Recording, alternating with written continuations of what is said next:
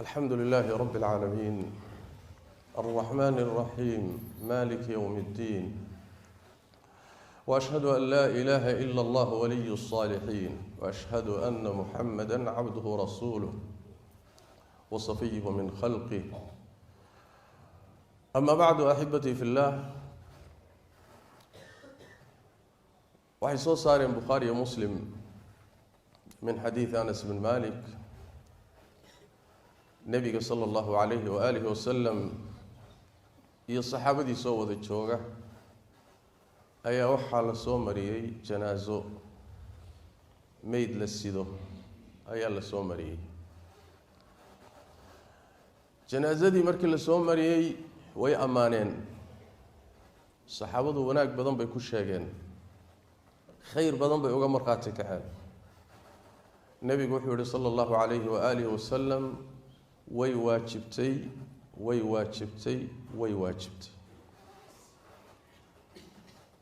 wax yar kadib haddana waxaa la soo mariyay janaaso kale oo la sido waxay ku sheegeen waxaan fiicnay ruux fiican ma ahayn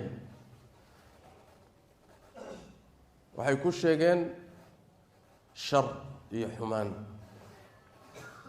nabigu wuxuu yiri sallallahu alayhi wa alihi wasallam kadhalika wajabat wa wajibtay Umar baa weydiiyay nabiga sallallahu alayhi wasallam wuxuu ku rasuulka ilaahay oo labada janaazo mid walba markay soo martay waxa tiri way waajibtay maxaa waajibay xitay waa waajib nabigu wuxuu yiri sallallahu alayhi wasallam mid baa idin soo martay khayr iyo wanaag baad ku amaanteen oo ku sheegteen janna waajibtay mid baa idin soo martay xumaan iyo shar baad ku sheegteen intay nooleed waxay sameyn jirtay lagu ogaaway nabigu wuxuu sallallahu alayhi wasallam naar baa u waajibtay maxay idinku nabigu wuxuu sallallahu alayhi wasallam cidii aad u marxaati furtaan khayr u marxaati furtaanna jannu leeyahay cidii aad xumaan iyo shar aad ku ogeydeen aad ku marxaati furtaanna naar buu leeyahay buu nabigu sallallahu alayhi wasallam riwaaya kale waxay leedahay bukhari soo saaray mu'miniintu waa marxaatiyada ilaahay ee dhulka jooga waxay ku marxaati kacayaan waxay arkeen iyo waxay ogaayeen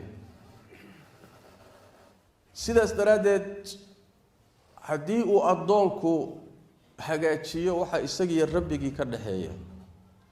الله بهجاتيه تبارك وتعالى وحا اسغي ادومده u dhaxeeyo qulubta adoomadana ilaahay khayr iyo wanaag iyo jacayl buu u galiyaa ruuxi haleeya ama khariba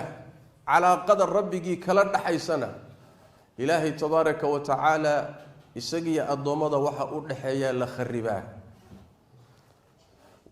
لأن الجزاء من جنس العمل وكما تدين تدان saad u dhaqanto baa lagu la dhaqmi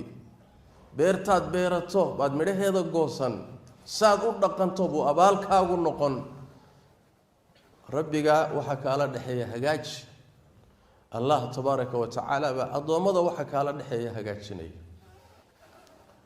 say ku iimaanaysa mu'miniintu inay khayr kaaga marxaati kacaan oo ku jeclaadaan oo ay ku amaanaan wanaag kugu sheegaan ama ay xumaan kugu sheegaan waxay ku iimaanaysaa sida sahih muslim ku sugan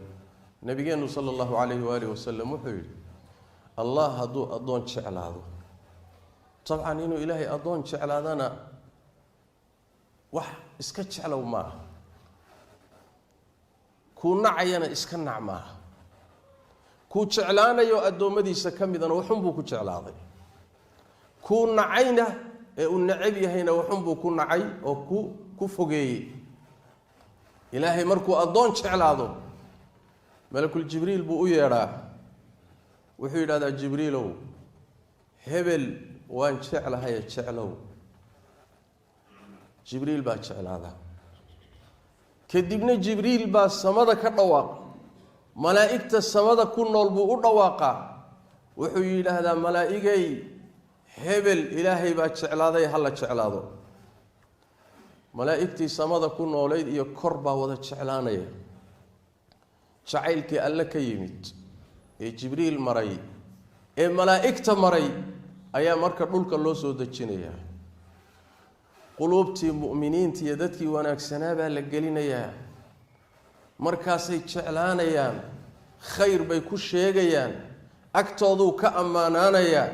wanaaggii iyo khayrkii uu ka tegay waxay ku ogaayeen bay ku ammaanayaan oo ku jeclaanayaan ma aha xigtanimo ma aha qaraabanimo ma aha masaalix ka dhaxaysa ma aha adduunyo ma aha laakiin wanaaggii khayrkii ku ogaayeen bay ku jeclaanayaan jacaylkaasina xagga rabbi buu ka yimid tabaaraka wa tacaala wakadalika markuu ilaahay addoon naco oo u necbaado malakul jibriil buu u yeelaa jibriilow hebel waa necbahay nac jibriil baa nacaya malaa'igtii buu u dhawaaqayaa jibriil samada jirtay kor jirtay wuxuu leeyahay hebel alla waa nacay allah nacay hebel naca waa nacayaan ruux liituu noqonaya kadibna nacaybkii samada ayaa dhulka loo soo dejinaya dadkii ahlu khayrka oo dhan baa nacaya xataa hadduu is yidhaahdo khayaan u beenguur waxaan jirin muujiso xataa marmarka qaarkood hadduu is yidhaahdo waa fashilmayaa in badan baa saxaabadu ridwaanullaahi calayhim aad arkaysa axaadiidta iyagoo dhahaya rasuulka ilaahayow waxaad i tustaa wixii ilaahay ugu jeclaan lahaa addoommaduna igu jeclaan lahaayeen seen ku gaadhaa ilaahay jacaylkiisa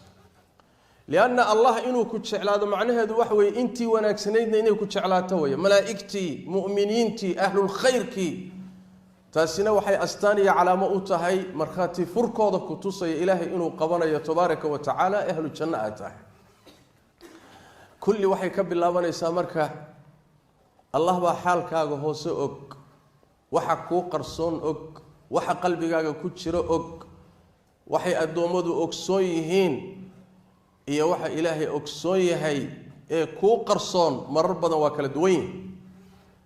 rabbiga tabaaraka wa tacaala xidhiidhka aada la leedahay hagaaji adigoo lafahaaga u danaynaya adigoo og inuu caalimulghayb yahay oo quluubtaada waxa ku jirta iyo waswaaska dhex maraya inuu ogsoon yahay hagaaji xidhiidhka iyo calaaqada rabbiga kaala dhaxaysa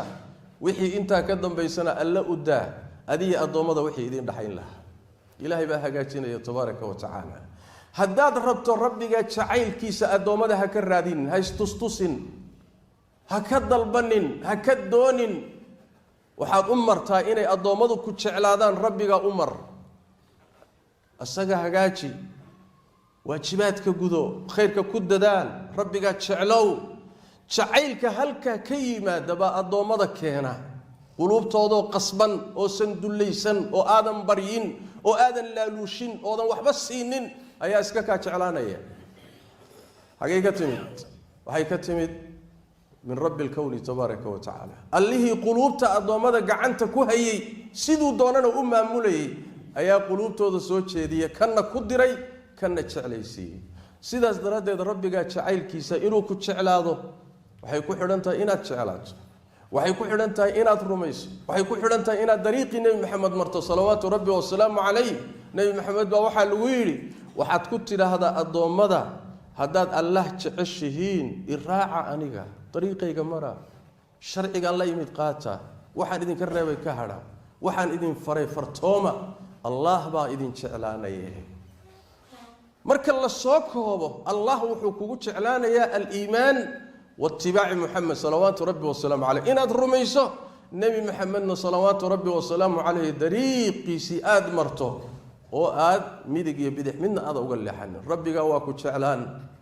khalqigiisa inta wanaagsanna isagaa ku jeclaysiinaya saluu waslimuu calaa khaatami alanbiyaai walmursaliin allahuma salli wasallim wabaarik calaa cabdika warasuulika muxamed wacala aalihi wasaxbihi ajmaciin وارض اللهم عن الصحابة والتابعين وتابعيهم ومن تبعهم بإحسان إلى يوم الدين اللهم إنا نسألك الهدى والتقى والعفاف والغنى ربنا ظلمنا أنفسنا وإن لم تغفر لنا وترحمنا لنكونن من الخاسرين اللهم اغفر للمسلمين والمسلمات والمؤمنين والمؤمنات الأحياء منهم والأموات برحمتك يا أرحم الراحمين اللهم إنا نسألك حبك وحب من يحبك وحب كل عمل يقربنا إلى حبك يا أرحم الراحمين. اللهم إنا نسألك الهدى والتقى والعفاف والغنى. عباد الله، إن الله يأمر بالعدل والإحسان وإيتاء ذي القربى وينهى عن الفحشاء والمنكر والبغي يعظكم لعلكم تذكرون. وأقيموا الصلاة.